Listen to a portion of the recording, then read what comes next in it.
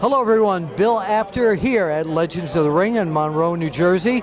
And my guest, the Fink, Howard Finkel. Welcome to the Apter Chat. It's been a while, Bill. It's nice to be back with you, sir. Well, likewise. And you and I, we always say this, we go way back to, I think, 1970 together. Absolutely. Yeah. Back in the day. Yes, yes. Days gone by.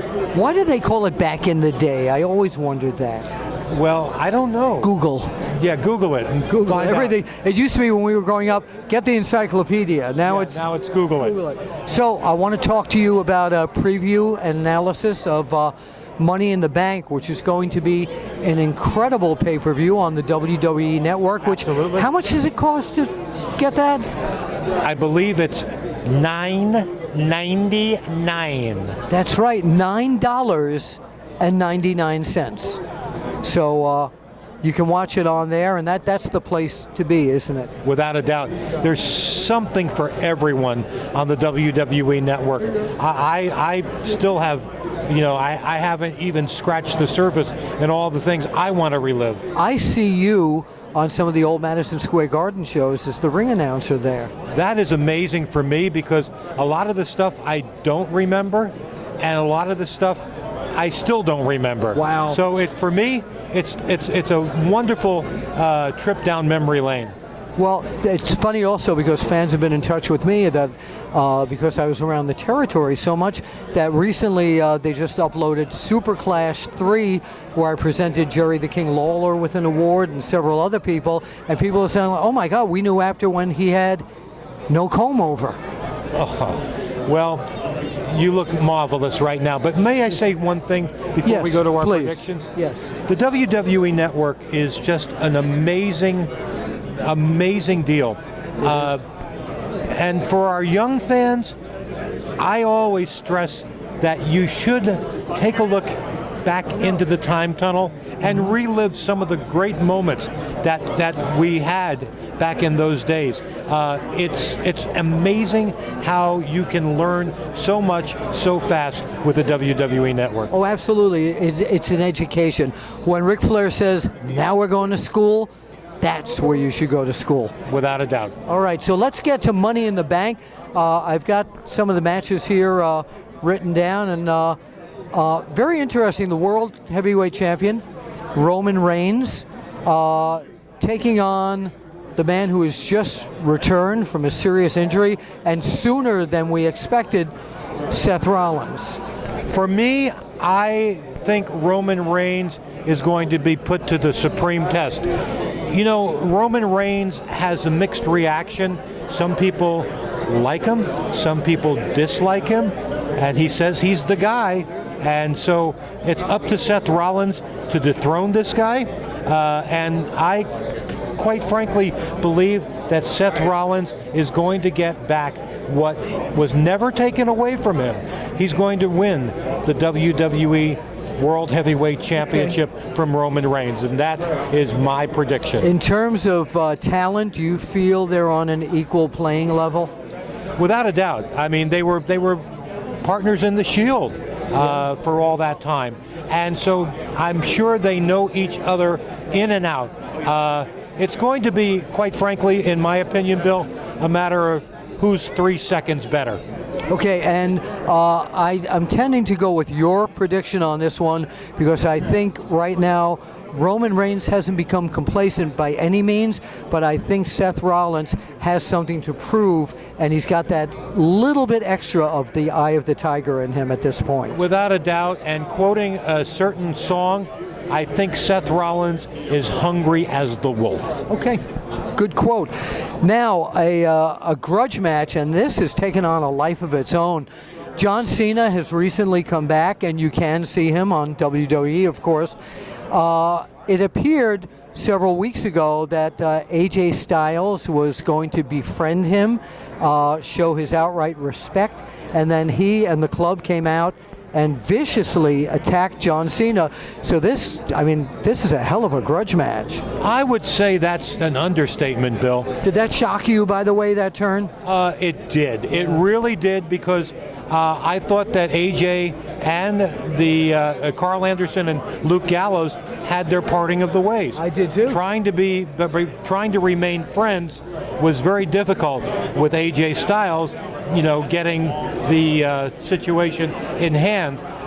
But as far as the Luke Gallows and Carl Anderson and AJ Styles, that's the factor that I think is going to be most interesting.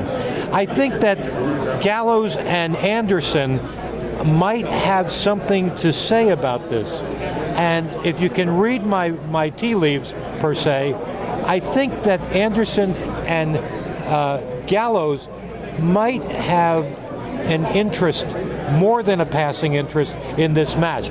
Don't get me wrong. No. Cena is ready to go. He's in great shape coming back. But AJ Styles, I think, is hungry again. I'm using that term hungry a lot. Yeah, but that's okay. But he's hungry. And he, I feel, is going to, and some people might say, pull an upset. But I think AJ Styles is primed, ready for prime time, and he's going to defeat John Cena, and I might say quite handily. And now you see also, have you noticed that when John Cena is being attacked by these three or even other people, very few people come out and rescue John Cena? And you want to know why? Why? I do too. Okay. I just, there's Is it the Cena sucks part about it in the dressing room? Well, I don't know about that, but it seems that John Cena, has always taken matters unto his own hands. Okay. And maybe he's left his calling card with some of the other superstars. I can do it on my own. I'll do it my way. That makes sense. I'm not sure. That makes sense. But you make a very valid point, Bill, because I never realized, just until now, that he never gets any assistance. Yeah. And that's interesting. We'll see what happens in due time. I'm picking John Cena to win that match. I think that if he can just somehow get rid of the club there without their interference, I think, and AJ Styles is an incredible competitor, but I think John Cena is going to take this match. One of the things about AJ Styles, it was a long time coming that he wound up here in WWE, and I'll tell you what, I'm so happy he's here. He's every bit of what he says he is. Phenomenal. Absolutely, he really is. So, and so is John Cena, of course. Oh, without a doubt. Yeah. Cena's been the captain of the ship for many, many years, sure. And he hasn't missed a beat. Okay, let's go down to the U.S. title. It's going to be Rusev defending his title, and against Titus O'Neil. Yeah, you see that this is now, I noticed that I had gotten this just a moment ago, that Titus O'Neil, back on my sheet here, I had a star next to him because people were just saying, and I wanted to bring this out, how great it is for him to be back, and he looks like, and I hate to use a cliche, better than ever. There's no doubt about it. Can I take you back into the time tunnel a little bit, Bill? Of course. Titus reminds me of a young Bearcat Wright. Now, if you've read my book, Is Wrestling Fixed? I Didn't Know It Was Broken. There is a story in there about when I wrote about the death of Bearcat Wright, and then I got a letter from a fan in Toronto saying I had made a grave error because he was still alive. But yes, absolutely, to compare him with the great Bearcat Wright, I know exactly what you're talking about. And I think that Titus O'Neil has a more than fighting chance to unseat Rusev. But I've got to tell you something.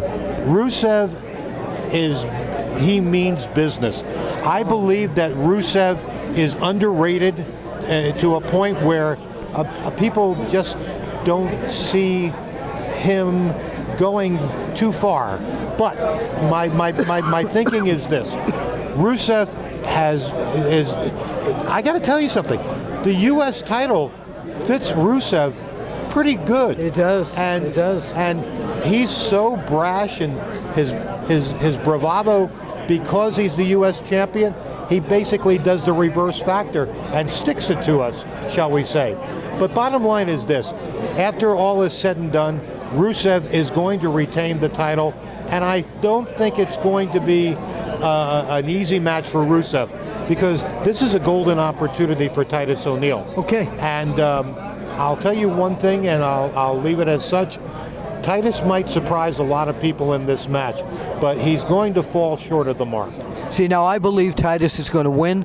No longer is he a tag team wrestler, and I just see him going all the way at this point. And regarding Rusev, you know, back from the old school days, he would have been a perfect opponent for Bruno Sammartino or Pedro Morales, wouldn't he? Oh my God, yes. Rusev is monster. He's an old school monster, Right. And you know, in today's genre, you have very few of those individuals. But I'll tell you what, for me, I'm very impressed with Rusev. I believe if I was a stockbroker, I'd be buying Rusev hand over foot. All right, see, and I would be buying Titus O'Neil right now.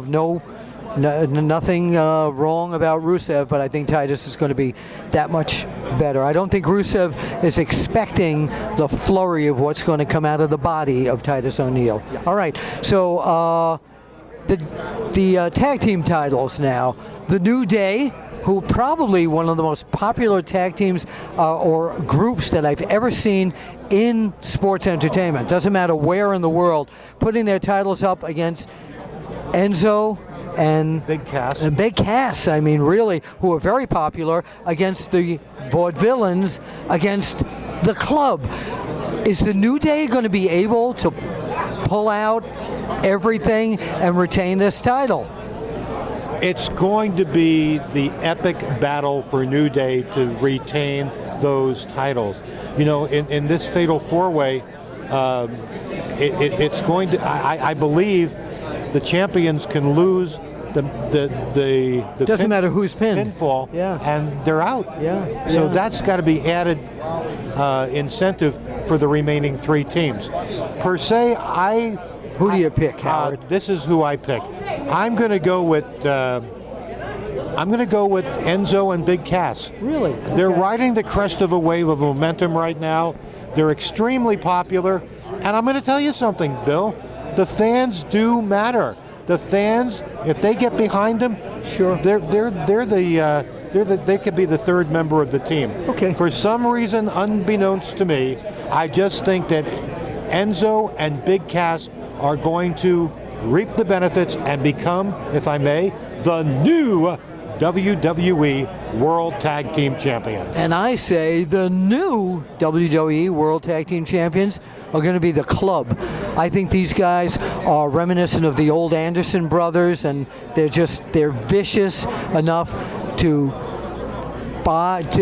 cheat their way as vicious as they are to winning this title. Well, to each his own in that respect, and they are a very formidable team.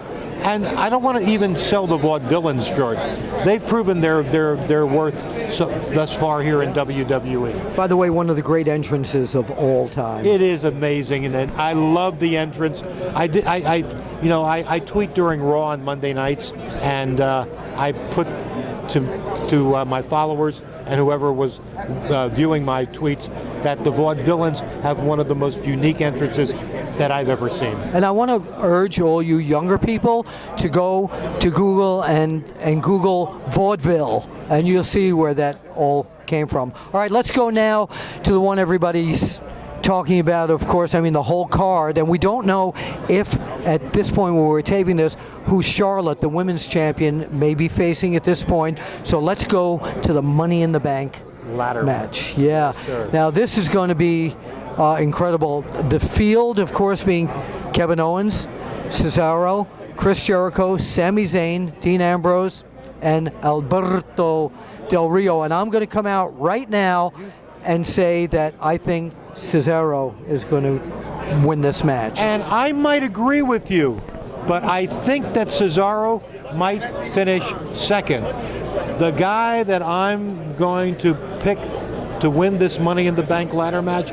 First of all, let me just say Sami Zayn and Dean Ambrose and Alberto Del Rio and Chris Jericho are all very capable performers. But you left out.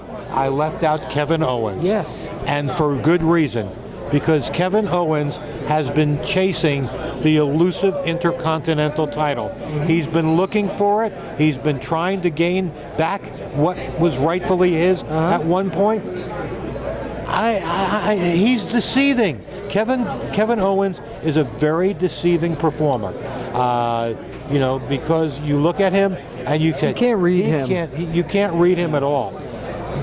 For me, I like Kevin Owens to win. I think he's going to find a way to win, unbeknownst to the other guys. I just like Kevin Owens, and as much as I respect the other competitors in this match, I just think Kevin Owens, when the dust clears, he's going to be at the top of that ladder, triumphant with the Intercontinental Championship title. Okay, and Kevin Owens is my number 2 pick in that one. All right. Well, maybe we can convince you off air to maybe look at him as a number 1 pick. Possibility could happen. Howard, where can people find you on social media? Okay, you can find me at Twitter at Howard Finkel, and you can find me on Facebook under facebook.com/Howard Finkel. That's all I do, no more. And you notice he said OK, which is KO backwards. You've got his picks, you've got mine. Bill Apter, we'll see you At the matches. Yeah.